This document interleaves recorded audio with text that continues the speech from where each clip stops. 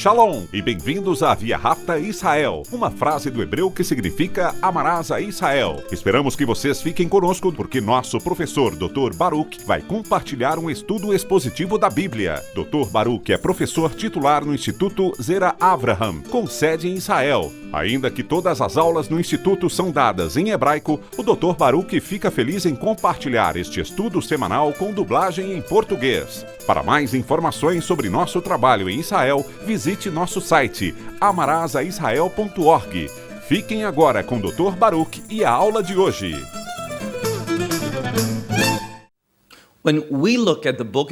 Quando estudamos o livro de Gênesis, vemos que os 2 primeiros capítulos tratam da criação. Nas últimas semanas, temos abordado esse assunto e hoje, ao concluirmos o capítulo 2, veremos que a palavra de Deus nos dá grande discernimento sobre a verdade espiritual, que é prática tanto para homens quanto para mulheres, para que possamos entender os propósitos e os planos de Deus, submetendo-nos a eles para que possamos ser usados de maneira eficaz, ou seja, fazer a obra de Deus e glorificá-lo. Uma das palavras que enfatizaremos em breve é justamente essa palavra, obra. Pegue sua Bíblia e vá comigo para o livro de Gênesis capítulo 2. Repetindo, Gênesis 2. Na semana passada, quando começamos este capítulo, vimos que Deus começou a falar sobre o homem de maneira muito peculiar. Quando voltamos a Gênesis capítulo 1, vemos a criação, este relato da criação, em linhas gerais. Resumindo, eu diria que Deus nos revela o que aconteceu, mas em Gênesis capítulo 2, encontramos essa revelação de forma muito mais específica, com ênfase no homem. Em Gênesis capítulo 1, a ordem da criação, que é mencionada por último, é a mais significativa. Mas aqui, veremos que o homem é mencionado várias e várias vezes, o que nos dá uma perspectiva diferente, uma perspectiva mais completa, necessária, para que tenhamos uma revelação mais abrangente e que possamos pegar essa verdade e aplicá-la às nossas vidas, aprendendo, crescendo, amadurecendo e, mais uma vez, sendo pessoas produtivas para o nosso Salvador, para o Deus vivo. Então, venha comigo, por favor, para o versículo 15 de Gênesis capítulo 2. A primeira coisa que vimos é que Deus formou o homem do pó da terra. Neste capítulo, vemos uma palavra específica que foi usada que se refere à formação de um homem cuidadoso e ponderado, não aleatório. Também vimos, diferente da criação dos animais, como veremos mais uma vez neste estudo, que Deus fez algo único à humanidade. Ele soprou em seu interior o Neshama Haim. O Neshama Haim é o fôlego da vida. De uma perspectiva bíblica, isso nos revela que o ser humano, tanto masculino quanto feminino, é um ser espiritual. Possuímos um potencial para a dimensão espiritual para ouvir a Deus e servi-lo de maneira muito diferente de qualquer outra parte da criação divina, sejam animais ou até mesmo os anjos que foram criados. Portanto, venha comigo para o versículo 15. Lemos: E tomou o Senhor Deus o homem. Observe a palavra homem. Por que isso é importante? O artigo definido "o" serve para nos ensinar que o que está sendo revelado aqui não é relevante apenas para este homem, Adão, o primeiro homem. Mas o artigo definido nos revela que isso é importante para todos os seres humanos. Precisamos, portanto, prestar muita atenção. Observe novamente o versículo 15. E tomou o Senhor Deus o homem e o pôs no jardim do Éden. Sobre a palavra Éden, muitos de vocês conhecem o nome feminino Edna. que se refere a adornos e ornamentos, algo que é belo. Assim, o Jardim do Éden fala sobre o que é belo, o que é adorável, não apenas no sentido estético, mas no sentido daquilo que adora a Deus. E esse é o propósito da sua criação: adorar a Deus, honrar a Deus, bendizer a Deus, louvar a Deus e, claro, servir a Deus. Então, mais uma vez, lemos: E tomou o Senhor Deus o homem e o pôs no jardim do Éden. Em seguida, há duas palavras hebraicas adicionais nos textos. A primeira palavra significa trabalhar algo. Assim, quando falamos da criação do homem, vemos imediatamente que ele foi criado para trabalhar. Isso significa que não precisamos descansar e ter tempo livre? Claro que precisamos disso, mas principalmente, se quisermos crescer e amadurecer, se quisermos nos tornar as pessoas que Deus quer que sejamos, precisamos ser produtivos, precisamos trabalhar, realizar algo. Isso significa necessariamente ter um emprego de 14 horas semanais? Não necessariamente. Se você precisa de dinheiro, claro que precisa trabalhar. A Bíblia diz que quem não trabalha também não come. Então, se não temos nenhuma deficiência, nenhuma razão física para que nos impeça de trabalhar, precisamos trabalhar. Mas aqui vai além disso. Fala-se de serviço. Fala-se de servir a Deus, de ser produtivo naquilo que pertence a Deus. Em outras passagens das Escrituras, o Jardim do Éden é chamado de Jardim de Deus, como, por exemplo, no livro de Ezequiel. Portanto, precisamos cuidar das coisas que pertencem a Deus. Precisamos ser produtivos naquilo que é de Deus. Em segundo lugar, a próxima palavra é Shin-men-hesh, formando leshmor, que significa guardar e proteger. Aqui, essa palavra carrega a ideia de estima, ou seja, precisamos reconhecer o devido valor das coisas de Deus, porque, se não entendermos sua importância e seu valor na perspectiva de Deus, não trabalharemos diligentemente em relação a elas. Então, acho muito importante que a primeira coisa que encontramos em Gênesis capítulo 2, depois que o homem é criado, é que ele é colocado no jardim e chamado para trabalhar e guardar esse jardim. Ou seja, protegê-lo, atribuir-lhe o devido valor e agir de acordo com esse valor. Veja, o problema é este. Muitas coisas que consideramos valiosas, coisas que são importantes, que, para nós, são de alta estima, Deus diz que não é importante de jeito nenhum. Está aqui hoje e desaparece amanhã. Muitas dessas coisas serão, na verdade, fontes do julgamento de Deus sobre elas. E muitas coisas que não consideramos importantes, às quais não damos o devido valor, Deus diz que elas são extremamente importantes para Ele. Portanto, devemos ser produtivos nas coisas que Deus considera valiosas, significativas, aquelas que são de alta estima. Continue lendo. Veja o versículo 16. E o Senhor Deus ordenou ao homem, dizendo: De toda a árvore do jardim certamente comerás. A palavra comer aparece duas vezes em formas diferentes. Mas a maneira correta de entendê-la é: você deve comer somente das árvores do jardim. Sem qualquer debate. Porque é impossível argumentar contra nós. Originalmente, Deus criou o homem para ser vegetariano, não para comer carne. Mais tarde, após a queda e o dilúvio, isso mudou. Mas inicialmente, veremos que o homem só comia vegetais. A construção aqui é muito importante. Primeiro, recebemos uma tarefa para trabalhar e somente depois dessa tarefa é que ele fala sobre o direito que temos de comer e o que devemos comer. Acredito que é muito, Muito significativo e importante que Deus nos dite o que é apropriado para alimentação e o que não é. Precisamos que Deus regule todos os aspectos do nosso ser. Não temos autoridade sobre o que Deus faz. E é quando rejeitamos isso que os problemas surgem.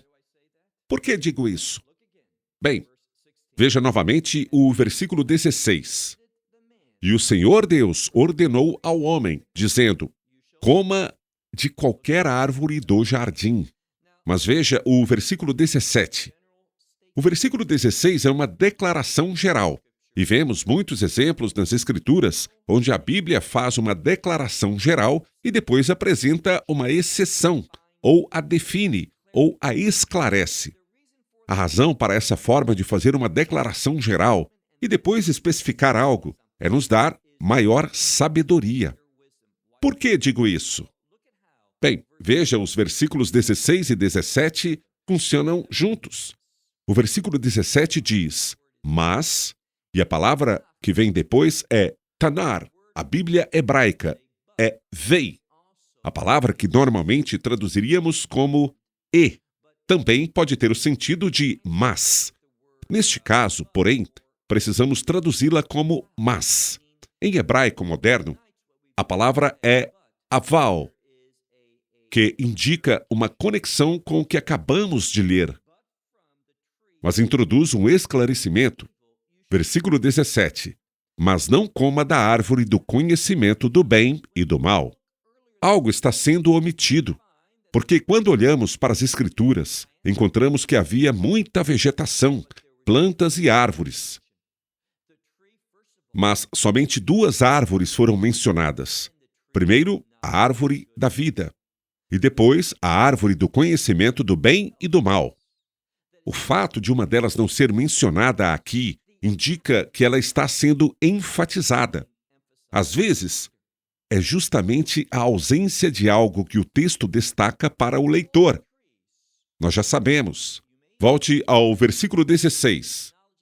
De qualquer árvore do jardim você pode comer, mas da árvore do conhecimento do bem você não pode comer.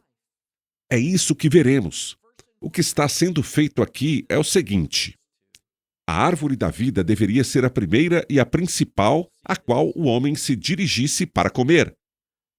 Mas não foi isso que ele fez. É o que veremos no estudo da próxima semana. Agora, observe novamente o versículo 17. Não coma da árvore do conhecimento do bem e do mal, porque no dia em que dela comer, certamente você morrerá. Aqui, novamente, temos a mesma construção. A palavra usada para morte é dita 2 vezes, de 2 formas diferentes, e que geralmente significa você certamente, com certeza, vai morrer. Mas será que isso é verdade? Claro que sim. Então você pode dizer: bem, mas eles não comeram, como veremos na próxima semana no capítulo 3. Eles não comeram e morreram fisicamente de imediato. Não, mas o processo de morte começou. O processo de morte aconteceu no momento em que desobedeceram a Deus. Aqui, o que está sendo enfatizado é a morte espiritual. Por causa dessa refeição, eles caíram em desgraça diante de Deus, e isso se verá na expulsão deles do jardim do Éden. Portanto, o aspecto espiritual está sendo enfatizado, não simplesmente o físico. Então, lemos: no dia em que dela comer, certamente você morrerá. Versículo 18. A ordem e a estrutura dessa parte são muito importantes. Lemos que Deus criou o homem e o colocou no jardim para cuidar dele e cultivá-lo adequadamente. Ou seja, guardá-lo. Então ele diz: você pode comer de qualquer árvore do jardim. Preste atenção a esse conceito. Porque você está trabalhando ali, está cultivando o jardim. Ele produz vida para você, uma vida física, que lhe dá algo em troca. Mas Deus esclarece isso dizendo: mas não pode comer da árvore do conhecimento do bem e do mal. Versículo 18. Ele nos leva de volta ao homem servindo a Deus, ao homem sendo produtivo com sua vida. O que diz o versículo 18? E o Senhor Deus disse, não é bom, e enfatizou que não é bom. Aprendemos que a palavra bom tem a ver com a vontade de Deus. Então, aqui, quando o Senhor Deus diz, não é bom, o que ele está dizendo é, essa não é a minha vontade. E o que não é a sua vontade? O versículo todo diz, e o Senhor Deus disse, não é bom que o homem esteja só. Ou seja, ficar só o homem. Lembre-se de que em Gênesis capítulo 1, de forma resumida, em termos gerais, aprendemos que Deus foi o criador tanto do homem quanto da mulher. Porém, agora estamos aprendendo a ordem que isso aconteceu. E nessa ordem há significado. Nesse relato há sabedoria para nós. E Deus diz em relação ao homem, Adão, o primeiro homem, o que ele diz? Não é da minha vontade que este homem esteja só. E continua, farei para ele. Sublinhe essa frase. É isso que Deus vai fazer. E veremos que a mulher, aqui, é a sua esposa. Essa mulher será um presente de Deus para o homem. O que significa para o homem? Para que o homem pudesse ser mais produtivo, mais obediente, mais eficiente nas coisas de Deus, seu propósito e seus planos. Por isso, não é bom que o homem esteja só. Deixe-me agora abordar uma questão. Se eu não falar sobre isso agora, receberei muitos e-mails. E geralmente essas perguntas são muito legítimas. Mas quero respondê-la agora, em vez de ter que voltar mais tarde. As pessoas podem dizer, então, é permitido que alguém não se case, seja homem ou mulher? A resposta vem de Paulo, da primeira epístola aos Coríntios. Sim, há uma exceção. A norma é que todo homem e toda mulher se case. A exceção é quando a pessoa entende, tanto o homem quanto a mulher, que foi chamada por Deus para um propósito específico, no qual o casamento e os filhos seriam obstáculos. Portanto, por sua própria submissão, porque ele ouve e escolhe obedecer a Deus e decide não se casar. Mas acredito que essas situações são muito, muito raras. De modo geral, um homem deve se casar e uma mulher deve se casar. E um homem deve se casar com uma mulher e uma mulher deve se casar com um homem. A completa loucura do que está acontecendo hoje em dia no mundo todo sobre o casamento entre pessoas do mesmo sexo é vergonhosa. É uma abominação. É contrária ao que diz a palavra de Deus. Mas isso não significa que será bem aceito. E que diferença faz se for aceito ou não? Nós não nos preocupamos com isso. Nos preocupamos com a verdade. Nos submetemos a ela e entregamos os resultados a Deus. Não se preocupe com o que as pessoas vão dizer ou pensar no que possa acontecer. Seja obediente e perceba que, quando Deus começar a estabelecer o seu reino neste mundo e ordenar as coisas segundo o seu juízo, você ficará feliz por ter obedecido à sua verdade e não por ser politicamente correto. Então, ele diz aqui, não é bom que o homem esteja só. Farei para ele.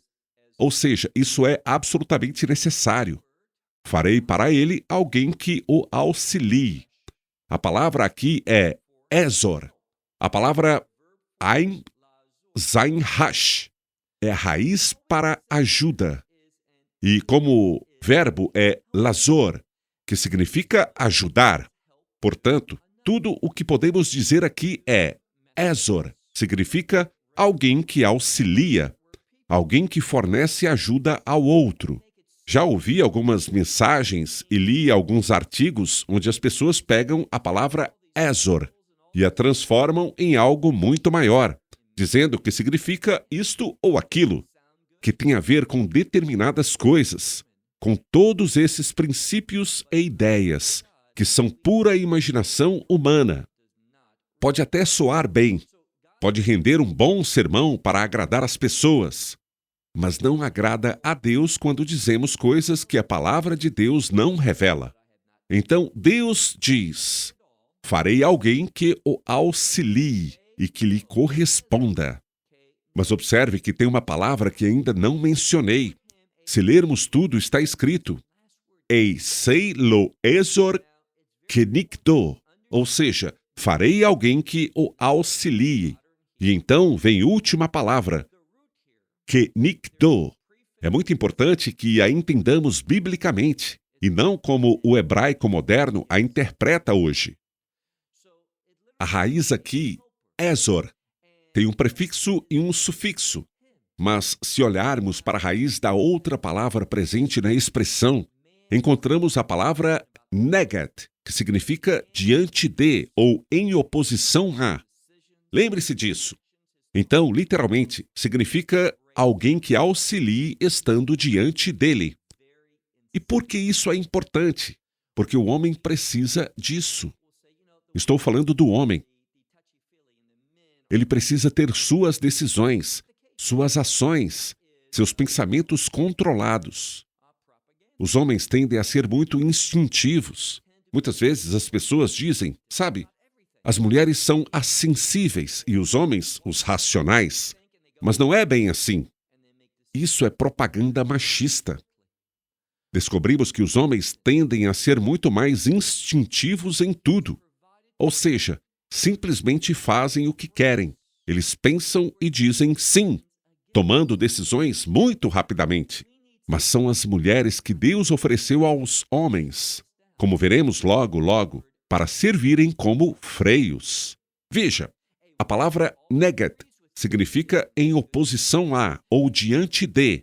Nós precisamos, prestem atenção, senhores, nós precisamos de alguém que nos controle, que nos faça desacelerar. Precisamos ouvir a palavra não, muito mais do que ouvimos.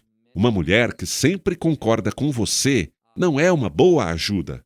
Uma mulher que ouve a voz de Deus e diz, não acho que isso seja uma boa ideia, não acho que devemos fazer isso, não acho que seja para isso que o Senhor está nos guiando. Bem, minha esposa já me disse isso muitas vezes, e com muita frequência eu discordo.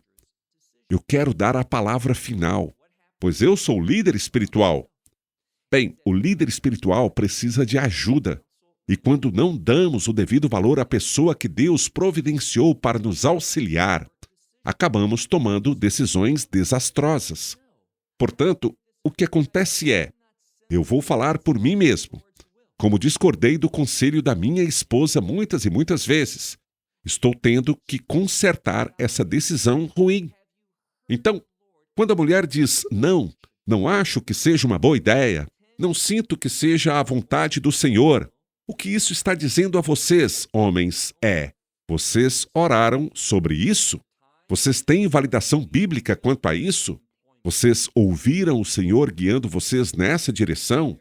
Veja, nós tendemos a ser mais emocionais do que as mulheres. Vou dar um exemplo da minha própria vida. Já compartilhei isso antes. Houve uma época em que eu realmente precisava desesperadamente de um emprego. Então, fui a uma entrevista que vi em um anúncio e fiquei muito feliz por ter conseguido essa vaga. Voltei para casa todo animado e comecei a contar para minha esposa. E ela começou a fazer perguntas bobas como: você recebe salário fixo ou por comissão?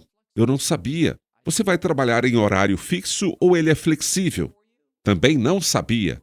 Eles oferecem treinamento ou você faz do jeito que sabe? Eu não sabia. Eles já têm os clientes e ajudam a fazer as vendas ou você tem que fazer tudo sozinho? Eu não sabia. Esse emprego oferece benefícios? Tem algum incentivo se for comissão no começo? Ou seja, ela fazia todas essas perguntas bobas. Então, o que eu tinha que fazer? Bem, na verdade, essas eram informações que qualquer pessoa racional precisava ter para decidir aceitar ou não o emprego. Então, liguei para o recrutador e disse que precisava voltar para conversar. Quando ouvi as respostas dele para todas as perguntas que minha esposa fez, percebi que esse não era o emprego para mim. Normalmente, eu levaria uns 3 ou 6 meses para aprender isso sozinho. Mas como dei ouvidos a essa pessoa, que a princípio estava contra mim, e às vezes preciso até de 2 pessoas se opondo a mim, e isso é uma bênção, porque me faz parar Me leva a reavaliar, refletir e, muitas vezes, obter as informações necessárias para tomar a decisão certa. Bom, é isso que a passagem está dizendo aqui. Agora quero abordar algo que não está implicitamente no texto. Porém, as pessoas distorcem as Escrituras.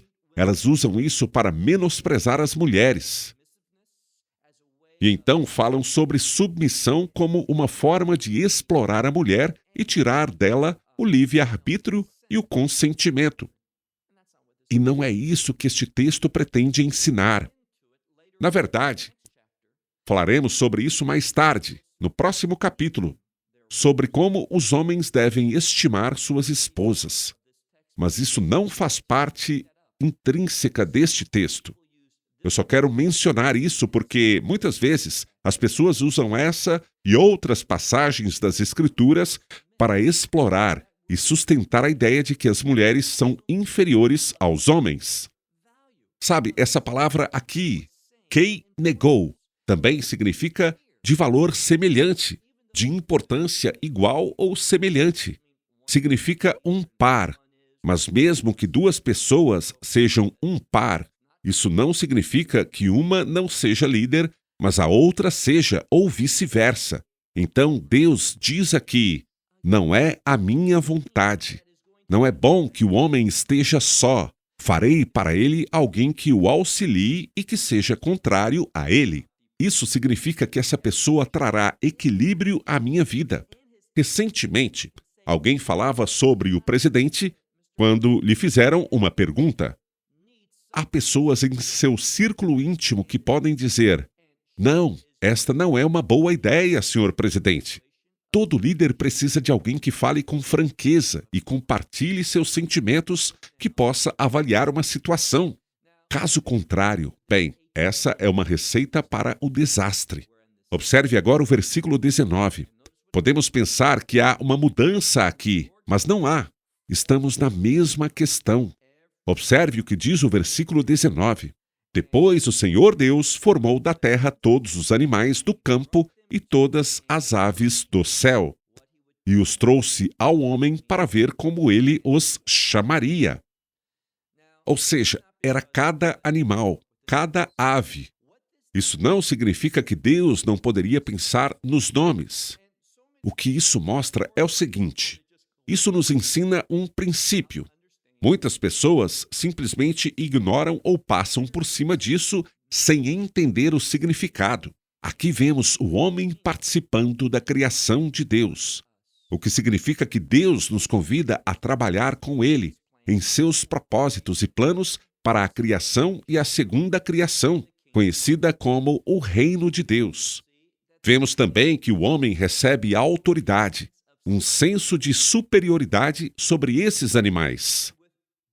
E com essa autoridade vem a responsabilidade de não abusar, não maltratar, mas cuidar.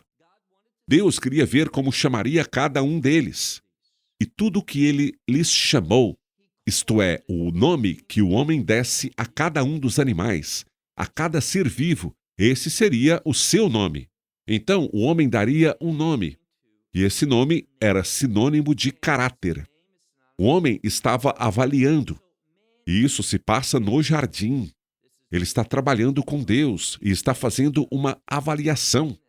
Ele está identificando o caráter, isto é, a natureza de cada um desses animais. Agora, vejamos o versículo 20.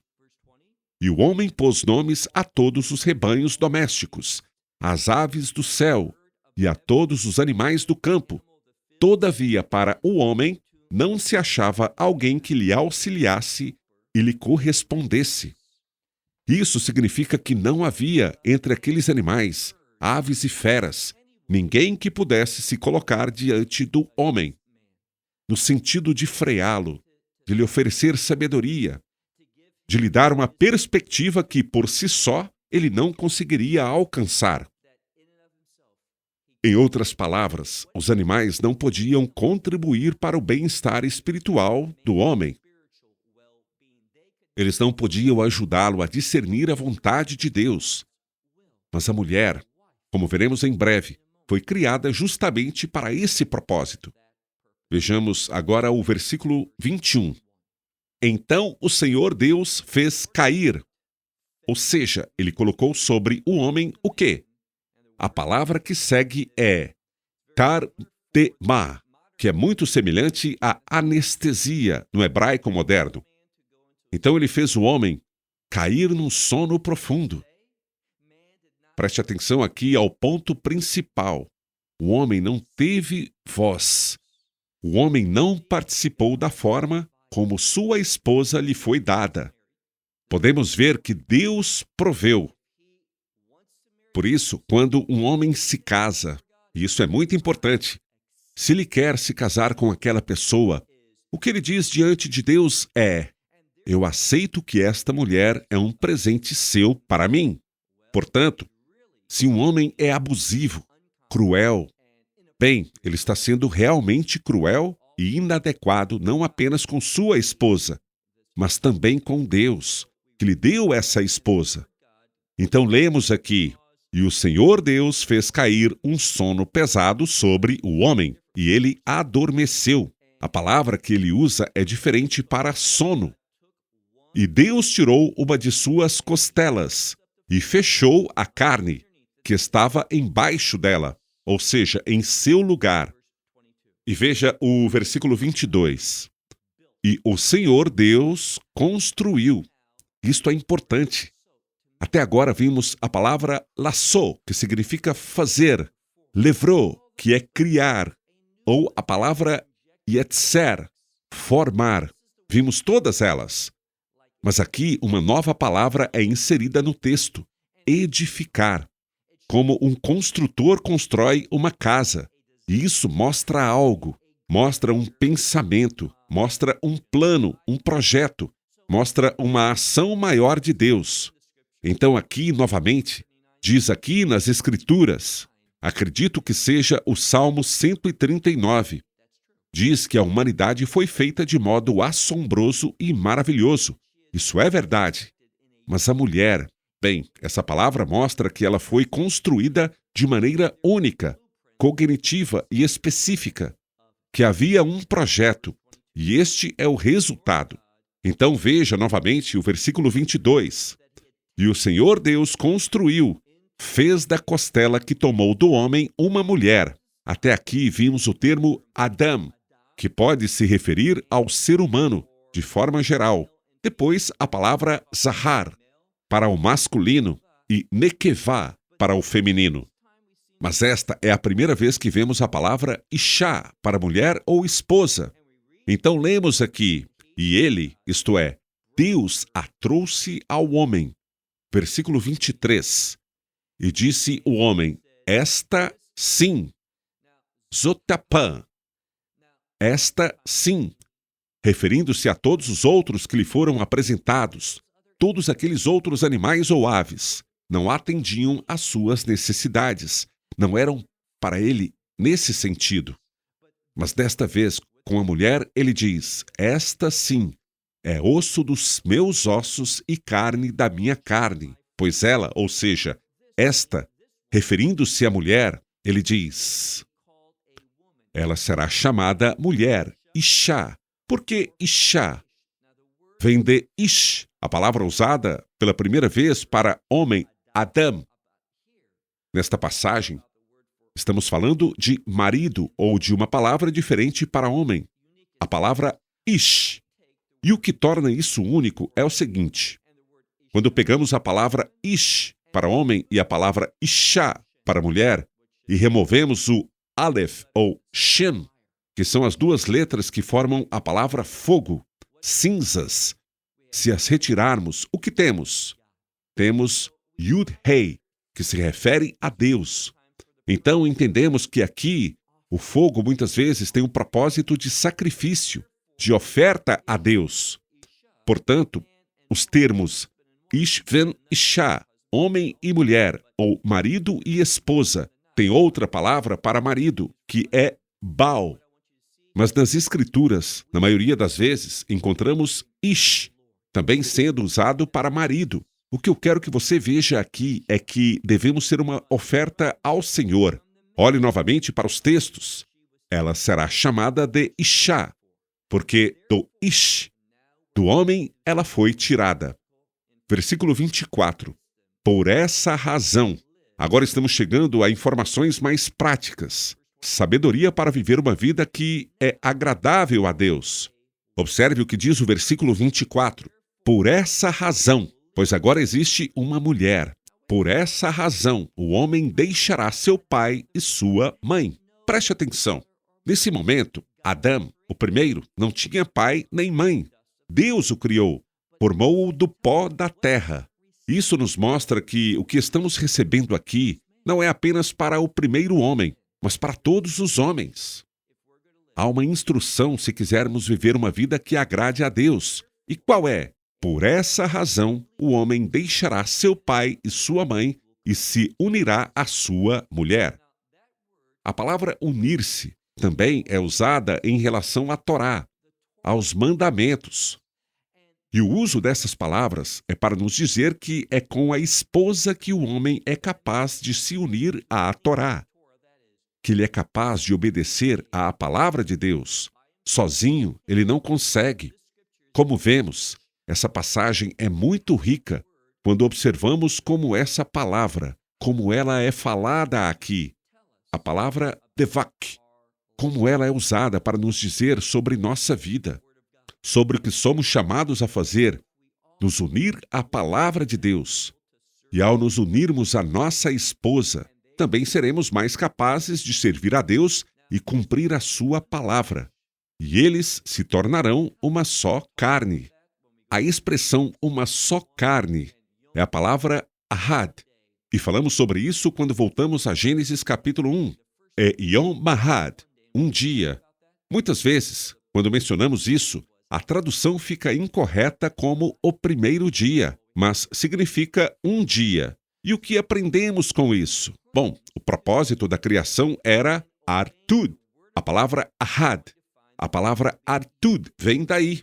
Então, quando o homem se une à sua esposa, obedecendo à palavra de Deus, perceberemos que haverá unidade entre eles. Somente quando o homem presta seu serviço produtivo a Deus, utilizando a provisão que recebe de sua esposa, que ele estará servindo a Deus adequadamente. E haverá unidade entre homem e mulher. Agora vamos ao versículo 25. E ambos estavam nus, mas não. Observe que diz que os dois, o homem e sua mulher, estavam nus, mas não se envergonhavam. O que diz aqui é que o homem não tinha conhecimento daquilo que era impróprio. O homem só olhava para as coisas da perspectiva de Deus, o que era agradável e bom. O homem não viu e não tinha consciência nem mesmo daquelas outras coisas que não agradavam a Deus. O que isso significa? Isso significa que, até então, no jardim, nesse relacionamento correto, o homem não estava sujeito à tentação. Mas veremos na próxima semana que Satanás, sabendo disso, quis mudar essa realidade. E essa mudança foi extremamente infeliz e perturbadora, pois essa mudança não trouxe o bem, trouxe dor, sofrimento, mágoas, doenças e a morte, algo que este mundo jamais havia conhecido antes. Então, neste terceiro capítulo, encontraremos princípios para não falharmos como Adam Bet Hava, o primeiro homem e a primeira mulher, o primeiro casal, para que possamos viver de forma a servir verdadeiramente a Deus, sermos produtivos, realizarmos o trabalho de Deus e termos a perspectiva certa sobre as coisas, e que haja unidade, a própria unidade que Deus deseja entre o homem e a mulher, para que a glória de Deus seja manifestada. Assim, encerraremos por aqui. Até a próxima semana, quando começaremos o capítulo 3 de Gênesis. Até lá, que o Senhor te abençoe ricamente. Esperamos que você tenha desfrutado da aula de hoje e que possa compartilhá-la com outros. Te convidamos a participar e nos acompanhar a cada semana, a esta hora e por este canal, em mais um episódio de Amarás a Israel. Para mais informações em português, visite amarasaisrael.org, onde encontrará muitos outros estudos realizados pelo Dr. Baruch. Até a próxima semana. Que Deus, nosso Messias e Yeshua, nosso Senhor Jesus Cristo, te abençoe durante a sua caminhada com Ele. Shalom, desde Israel.